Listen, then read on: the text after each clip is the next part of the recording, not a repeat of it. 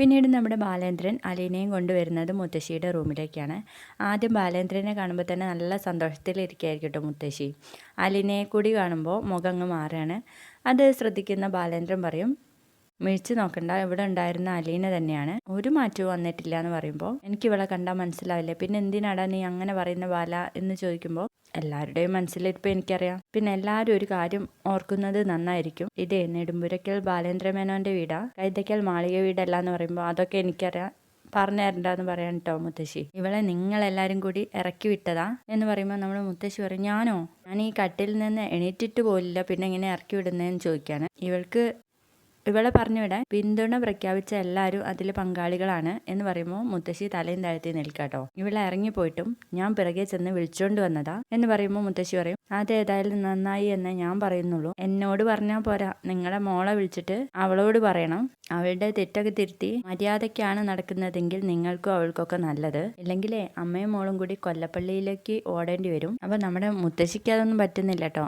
ഞാൻ അവളോട് പറഞ്ഞേക്കാന്ന് പറയുമ്പോൾ, നീലഗിരിയിലും ദുബായിലും സിംഗപ്പൂരിലും ആൺമക്കളോട് വിളിച്ചു പറഞ്ഞേക്കണം ബാലേന്ദ്രന്റെ കുടുംബത്ത് കയറി കളിക്കരുത് എന്ന്. ബാലേന്ദ്രൻ അവരുടെ ഒന്നും കുടുംബം കലക്കാനോ നന്നാക്കാനോ ഒന്നും പോയിട്ടില്ല, ഒരുത്തൻ ഇന്നാൾ ഇവിടെ വന്നിട്ട് പോയല്ലോ എന്ന് പറയുമ്പോൾ മുത്തശ്ശി പറയും, എന്നാത്തിനാ ബാല നീ എന്നോട് ഇതൊക്കെ പറയുന്നേ, നീ ജനിച്ചപ്പോൾ മുതൽ കാണാൻ തുടങ്ങിയതല്ലേ കൈതയ്ക്കൽ മാളിക വീടിന്റെ പിന്നാമ്പുറത്ത് ഞാൻ എത്ര തവണ നിനക്കൊക്കെ വിളമ്പി തന്നിട്ടുണ്ടടാ എന്ന് പറയുമ്പോൾ ബാലചന്ദ്രന് അത് പറ്റുന്നില്ല കേട്ടോ പറയുന്നത്. ബാലചന്ദ്രന് എല്ലാം ഓർമ്മയുണ്ട്, എന്നതും തിന്നതും അണ്ണാക്കിലോട്ട് വെച്ച് തന്ന് വിഴങ്ങിപ്പിച്ചതും എന്ന് പറയുമ്പോൾ നമ്മുടെ മുത്തശ്ശി ഒന്നും മിണ്ടാതെ നിൽക്കുക കേട്ടോ. അങ്ങനെ ആക്കി പറഞ്ഞത് നമ്മുടെ വൈജയനെ ഉദ്ദേശിച്ചാന്ന് തോന്നുന്നു.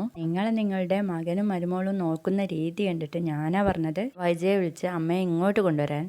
നിങ്ങൾക്ക് ഒരു കുറവും വന്നിട്ടില്ലല്ലോ ബാലേന്ദ്രന്റെ വീട്ടിൽ വന്നിട്ട്. ഇല്ല എന്ന് പറയുമ്പോൾ മകൾക്ക് അമ്മയെ രക്ഷിച്ചവരോട് വെറുപ്പും വിരോധവും, എന്തിനാ അത്, രക്ഷിക്കുന്നവളുടെ തൊലിക്ക് വെളുപ്പ് കൂടിപ്പോയി, അവള് ആത്മാർത്ഥമായിട്ട് ജോലി ചെയ്യുന്നവളായിപ്പോയി, അവള് ഈ കുടുംബത്തിലെ എല്ലാരെയും സ്നേഹിക്കുന്നവളായിപ്പോയി. എന്നിട്ട് ബാലേന്ദ്രൻ പറയും അലീനോട്, നിന്റെ ബാഗൊക്കെ എവിടെയാന്ന് വെച്ചാൽ കൊണ്ടുവച്ചോ എന്ന് പറഞ്ഞ് പോകുവാണ്. അപ്പോൾ പോകുന്നതിന് മുൻപ് തന്നെ ഒരു കാര്യം കൂടി പറഞ്ഞേക്കാം, ഇവളെ വേലക്കാരിയും കൂലിക്കാരിയും ഒന്നല്ല, ഇവൾ ഇനി മുതൽ ബാലേന്ദ്രന്റെ സ്വന്തം മകളാണ്, ഞാൻ ഇവളെ അങ്ങ് ദത്തെടുത്തു എന്ന് പറയുമ്പോൾ നമ്മുടെ മുത്തശ്ശി ഇങ്ങനെ സ്റ്റക്കായി നിൽക്കുക കേട്ടോ. അപ്പോൾ നമ്മുടെ അലീന ഇങ്ങനെ ചിരിക്കുന്നുണ്ട്, മുത്തശ്ശി ആണെങ്കിൽ ജസ്റ്റ് ചിരിക്കുന്നുണ്ട്, പെട്ടെന്ന് അത് മാഞ്ഞു പോകുന്നുണ്ട് കേട്ടോ, കാരണം വൈജയുടെ കാര്യം ഓർത്തിട്ട്. അപ്പോഴേക്കും നമ്മുടെ രോഹിത് ആണെങ്കിൽ മുകളിൽ നിന്ന് ഇറങ്ങി വരും, കൃഷ്ണയെ ഒന്ന് അടിമുടി നോക്കുക കേട്ടോ, കാരണം നമ്മുടെ അലീനയുടെ ഡ്രസ്സാണല്ലോ ഇട്ടിരിക്കണേ. അപ്പൊ കൃഷ്ണ മൈൻഡ് ചെയ്യാതെ മുകളിലേക്കൊക്കെ നോക്കി നിൽക്കുവാണ്. അങ്ങനെ ബാലേന്ദ്രനും കൂടി അങ്ങോട്ടേക്ക് വരുന്നു. എന്നിട്ട് ബബിതയെ വിളിക്കുന്നുണ്ട്, രോഹിത്തിനോട് ഇറങ്ങി നിൽക്കാനും പറയുന്നുണ്ട്. എന്നിട്ട് ചോദിക്കും, ഈ വീട് ആരുടെ പേരിക്കാ? അച്ഛന്റെ. ഈ വീട്ടിലെ ഗൃഹനാഥ ആരാണ്? അച്ഛൻ. നിങ്ങളുടെ ഫീസും ഭക്ഷണ ചെലവും മറ്റെല്ലാ ചെലവും നിർവഹിക്കുന്നത് ആരാ? അമ്മയാണോ അതോ അമ്മാവന്മാരാണോ എന്ന് ചോദിക്കുമ്പോൾ അല്ല അച്ഛനാ. എന്നിട്ടും എൻ്റെ മക്കൾ ഞാൻ പറഞ്ഞത് അനുസരിച്ചിട്ടുണ്ടോ എന്ന് ചോദിക്കാണ്. അതിന് ഞങ്ങളൊന്നും ചെയ്തില്ലല്ലോ അച്ഛാന്ന് പറയുമ്പോൾ, കഴിഞ്ഞ ആഴ്ച ഇവിടെ എന്താ നടന്നേ, 2 പുരുഷന്മാർ വന്നിട്ട് ഒരു പെൺകുട്ടിയെ വലിച്ചഴിച്ച് പോകുമ്പോൾ നിങ്ങൾ എതിർത്തോ, അതോ അല്ലെങ്കിൽ അച്ഛനോട് വന്ന് പറഞ്ഞോ? ഇല്ലല്ലോ.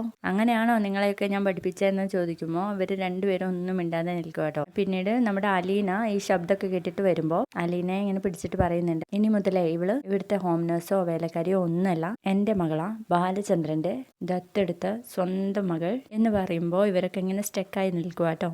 വീഡിയോ ഇഷ്ടപ്പെട്ടാൽ തീർച്ചയായും ലൈക്ക് ചെയ്തൊന്ന് സപ്പോർട്ട് ചെയ്യണേ. ബൈ.